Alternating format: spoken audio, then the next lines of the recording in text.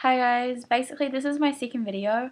I thought it was really important to get the first two videos on my beliefs and my history and background up first, just so you kind of get an idea about me and what I've been through to get where I am at the moment. So my name's Mackenzie, if I don't think I said that in the last video, but I'm 15 years old and I've been interested in studying Wicca and paganism for 4 years now. I still consider myself a beginner because there's so much to learn, and not only to learn but to interpret into how it connects with you and kind of how it fits into my life. But I was born in New Zealand, Auckland. I've lived here all my life. I would love to visit San Francisco and possibly even live there when I'm older. But I was raised in a Christian environment, not so much enforced by my family, but more from schools and media. I come from quite a spiritual family, and as soon as I discovered Wicca, I knew that it was, it was the right path for me. And people explain it as kind of the feeling of coming home, and I don't really think I could put it into many other words, so basically it just really connected with me. I first discovered Wicca and witchcraft through forms of media like Sabrina the Teenage Witch, Charmed, and Buffy the Vampire Slayer. I think they're generally well-known, well-known TV series and stuff. Even now, I still enjoy some media portrayed magic, they're pretty good programs, but further interest in the shows kind of led me to begin to search the history as to where the ideas came from and originated from. So that of course led me to witches, witchcraft, and eventually Wicca. In an earlier video I mentioned how the Wiccan Rede had impacted on my life. I went through a stage after transferring from an all-girls boarding school into a public school where I was hanging out with people who were really just bad influence, generally quite toxic people. Sorry, I still have my notes on the screen. I'm not, when I'm video, I'm not remembering everything technically, but as I kind of became involved with them more, my attention to my beliefs and my spirituality started to fade, and I didn't really think about them much anymore, so that kind of really dragged me down.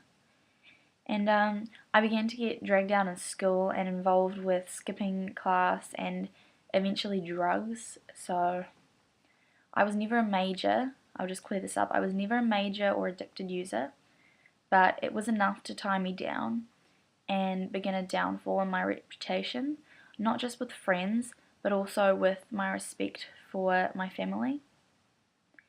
It wasn't until I was actually caught in the act that I really, with like a lot of the toxic people, that I really realized what I was getting myself into and where my life was headed at the rate that I was going. But this realization kind of caused me to get deeply engulfed in my spirituality and beliefs.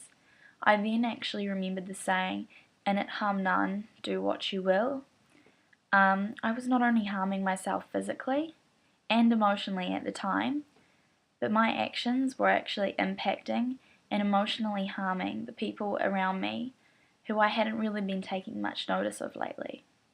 I'm sorry if my eyes are kind of going all over the place. I don't really know where I'm looking on the screen because the words are kind of here and the camera's there and then the actual screen's there, so just bear with me. But it was really at that point that I turned my life around. I rid my life of toxic people, the bad influences, and the habits. I know people don't really say, you don't change overnight, which you don't, but it wasn't overnight, and I took a lot of time and effort evaluating myself and my values and what I was all about, and just really thinking about what I wanted out of life in high school and to get the much as much out of it as I could because I want to be the best person that I can be. And in that situation with those people, I just couldn't do that.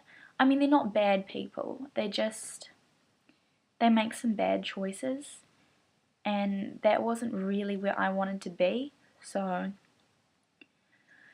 I'm now doing well in school. I've rediscovered myself and my respect for my family and true friends, and I'm sticking to what I believe in.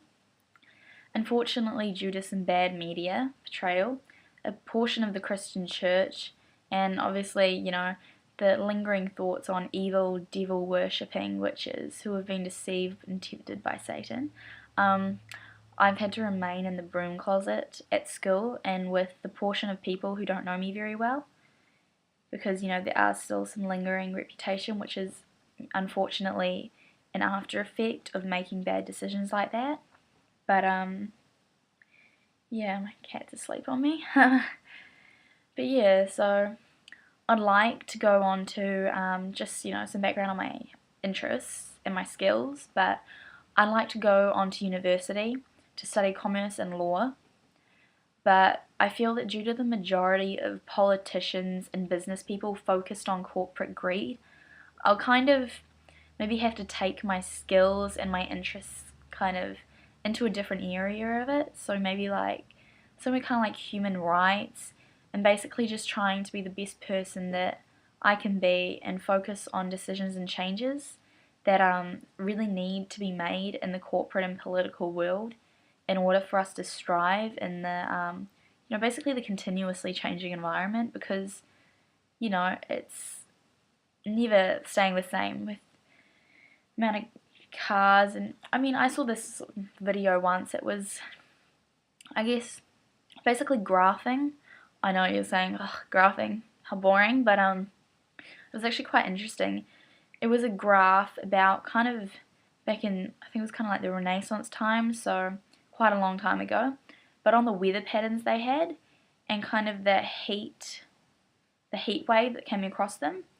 And if you look at what to them was a heat wave and what to us is actually normal temperatures, it really kind of wakes you up and makes you kind of aware of exactly what impact it's actually having on us and our environment. Because it's not just affecting our environment, it's affecting us as well. Because as the environment changes, we have to kind of adapt to that, but I'm not going to get into all of that now. But yeah, sorry for all the serious talk, but I felt that it was kind of important that people know a little bit about my background and where my belief and experiences center from, because I kind of feel as if you can't really take what people have to say if you don't really know that much about them, because everyone has their own experiences and difficulties and where they're coming from. So that's just a little bit about me.